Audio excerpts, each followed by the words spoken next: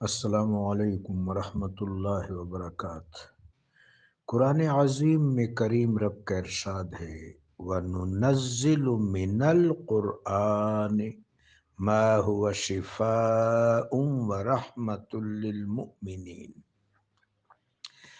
عام طور پر اس آیت مبارکہ میں شفا کا اشارہ سورہ فاتحہ کی طرف مانا گیا ہے۔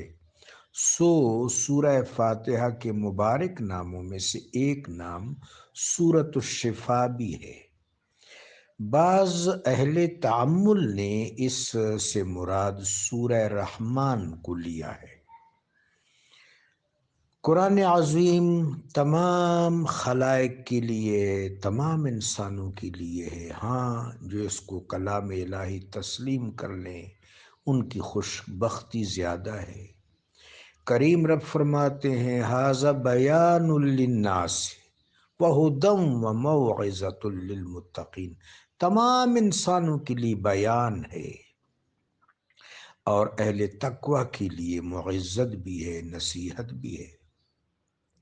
تمام انسان اس سے اپنے اپنے طور پر فیضیاب ہو سکتے ہیں، اور یہ دراصل قرآن عظیم کی تکوینی برکات ہیں۔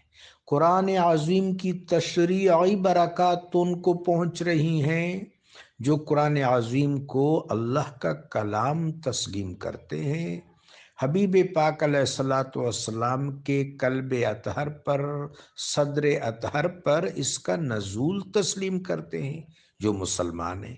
تشریعی برکات تو ان کو پہنچ رہی ہیں، لیکن تکوینی برکات جس طرح ھذا بیان للناس فرمایا گیا سب کو پہنچ رہی ہیں۔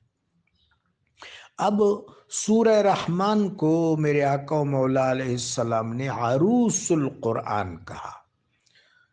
سورہ رحمان کا آہنگ بہت خوبصورت ہے۔ اگلے جہان جو گرینڈ اسمبلی ہوگی اس میں سیدنا داؤد علیہ الصلاۃ والسلام سورہ رحمان کی تلاوت فرماویں گے۔ انسان کا یہ جسم جو ہے رب جلیل نے اس کو اعتدال پر خلقت اور خلقت بخشی ہے۔ یا ایھا الانسان ما غرک بربک الکریم الذی خلقک فسواک فعدلک۔ تو عالم بالا میں اعتدال ہے، توازن ہے، جمال ہے۔ انسان کی خلقت اور خلقت بھی اعتدال پر استوار ہے۔ بیماری دراصل غیر معتدلانہ کیفیت کا نام ہے۔